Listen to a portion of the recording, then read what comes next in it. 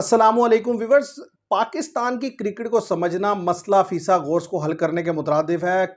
Honestly speaking, आपको समझ ही नहीं लगती जिस तरीके की स्टेटमेंट्स आती हैं, फिर जिस तरीके से उसके ऊपर रिएक्शंस आते हैं, और जैसे कोचेस बदले जाते हैं, फिर उनको जिस तरीके से अथॉरिटीज़ दी जाती हैं, किसी को बिल्कुल ही साइडलाइन कर दिया जाता है, किसी को तो इतना भी यानी कि हक नहीं दिया जाता कि वो टीम ही सिलेक्शन में कोई अपना पार्ट प्ले करे, और किसी को इस हद तक अपॉर्चुनिटी और अथॉरिटी दे दी जाती है कि वो प्लेयर को यहां तक गाइड करे कि भाई तूने ऐसे खेलना है, इस नंबर पे खेलना है, इस चीज़ के लिए तुम्हें एफर्ट करना होगी।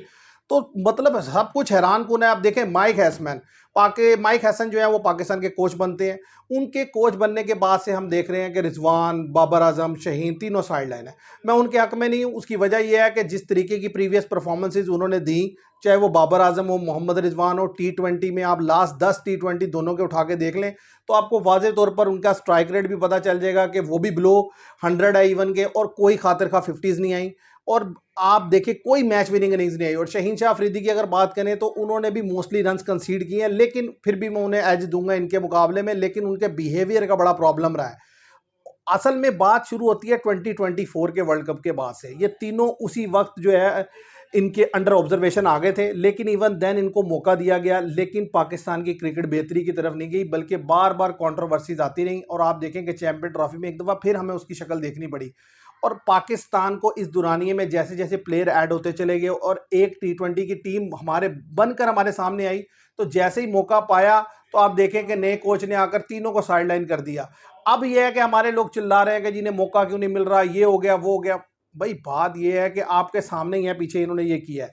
आज जो कोच अब कर रहे हैं उनमें भी मैं कोई खातिर खा मैं एग्री नहीं करता उससे। लेकिन बात यह है कि किस तरह के र्यूमर्स फैलाए जाते हैं। अब जैसे कि एक बात की गई कि जी माइक हैसन ने कहा है कि जो बाबर आजम है उनको जो है विकेट कीपिंग करेंगे तो उनको टीम में जगह बनेगी। अब जब उनसे प्रेस कॉन्फ्रेंस में पूछा गया, उन्होंने कहा मैंने तो कोई इस तरह की बात ही नहीं की। फिर दूसरा क्वेश्चन पूछा गया कि आपने कहा कि जी 150 का स्ट्राइक रेट होना चाहिए बाबर आजम का, तब उन्हें टीम में जगह मिलेगी। उन्होंने कहा मैंने तो इसके ऊपर भी कोई बात नहीं की। फिर उन्होंने कहा मैंने ये बात की है कि बाबर आजम ओपनिंग स्लॉट के प्लेयर हैं, उसके लिए उन्हें अपनी गेम को मजीद जो है वो इंप्रूव करना पड़ेगा और उसके लिए एफर्ट करनी पड़ेगी। मैंने तो यहाँ तक बात की है।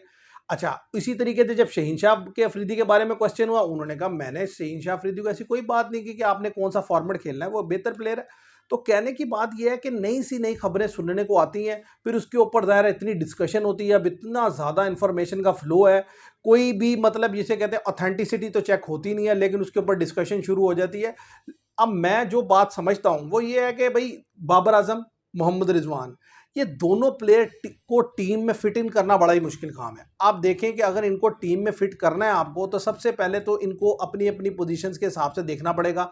मोहम्मद रिजवान, मुझे जहां पर लगता है कि अगर उनको कहीं फ्यूचर में मौका मिले तो उन्हें नीचे नीचे बैटिंग करनी चाहिए एज अ फिनिशर, और वहां पर आकर वो अपना रोल प्ले कर सकते हैं। लेकिन वो उन्हें मौका तभी मिलेगा कि जब जो मोहम्मद हारिस जो है बेहतर परफॉर्म नहीं कर सकेंगे। तो मेरे ख्याल से सेकंड विकेट कीपर के लिए उनकी ऑप्शन रखनी चाहिए। ये भी ज्यादती है कि आप जो है एक लड़के को मतलब कभी तो आप फर्स्ट प्रायोरिटी पे रखते हैं और कभी सेकंड प्रायोरिटी भी नहीं रहता वो लड़का, तो यहां से मुझे थोड़ा सा अजीब लगता है।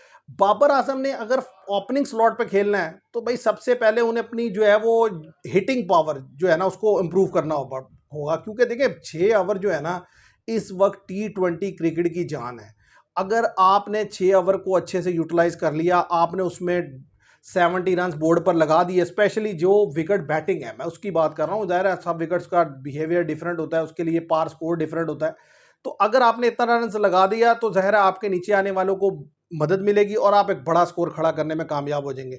लेकिन अगर आप इस स्ट्रेटेजी से खेलेंगे यार पहले 6 ओवर में 40 बना लो और बाद में रन बना लो, तो हमारे पास कोई इतने बड़े पावर हिटर नहीं है नीचे कि जो 200 से ऊपर ले जाएंगे रन को, वो फिर स्लो ही होते चले जाते हैं। अभी नए लड़के ऐड हुए हैं जिसमें हसन नवाज खेल लेते हैं, सलमान अली आगा हिटिंग कर लेते हैं, लेकिन ये सब के सब इफेक्टिव तभी होंगे कि अगर ऊपर से रन बना होगा। इसीलिए हमारे लिए सबसे जो डेवस्टेटिंग ओपनिंग लोगों के लिए है और हमारे लिए सबसे फायदेमंद है वो साइम अयूब और साथ जो है उनके जो फ़खर जमान, ये दो प्लेयर ऐसे हैं कि जिनकी जोड़ी बेहतरीन है।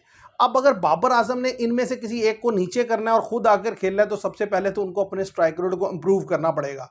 और सबसे बड़ी बात कि उन्हें अपनी बैटिंग में इम्प्रोवाइजेशन लानी पड़ेगी। आप इस बात को माने या ना माने, T20 क्रिकेट डिमांड करती है इम्प्रोवाइज करना, क्योंकि बॉलर आपको गेंद नहीं देगा, आपने उसे उसकी गेंद को जो है गेम इस तरह का बनाना है कि आप उस पर शॉट खेल सकें। मैं ये समझता हूँ कि इन प्लेयर्स के अंदर इतना पोटेंशियल है ऐसा नहीं है कि इनमें पोटेंशियल नहीं है, पोटेंशियल बहुत है, इसलिए कि ये सब प्रोफेशनल लोग हैं, इतने लंबे अरसे से क्रिकेट खेल रहे हैं, हमसे कई गुना बेहतर चीज़ें जानते हैं, बेहतर खेल सकते हैं, चीज़ों को हैंडल कर सकते हैं। सिर्फ और सिर्फ असल चीज़ है कि इस बात को रियलाइज़ करना कि हाँ भाई हमें ये चीज़ों की रिक्वायरमेंट है, फिर उसके ऊपर काम करना। तो मैं समझता हूँ ये दोबारा वापस आ जाएंगे और एक्सीलेंट प्लेयर हैं। देखिए ग्राउंड शॉट्स पर उनकी किसी पे को भी मेरा ख्याल है कोई शुबा नहीं है, एक्सीलेंट है।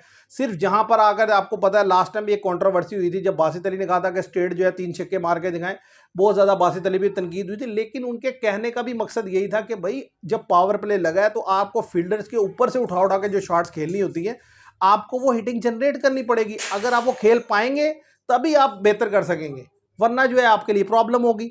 अब होता क्या है कि आप उस वक्त तो खेल नहीं पाते, तो फिर वो ज़ाहिर है 6 ओवर में रन बनाते हैं आप 40-45, उससे सारा मोमेंटम चला जाता है दूसरी टीम के पास और प्रेशर शिफ्ट हो जाता है आपके मिडिल ऑर्डर पर। अब मिडिल ऑर्डर में लड़के नए हैं, उतनी कैपेसिटी नहीं है, तो रन पाकिस्तान बनाता है 160-70 और वो दूसरे चेज कर जाते हैं।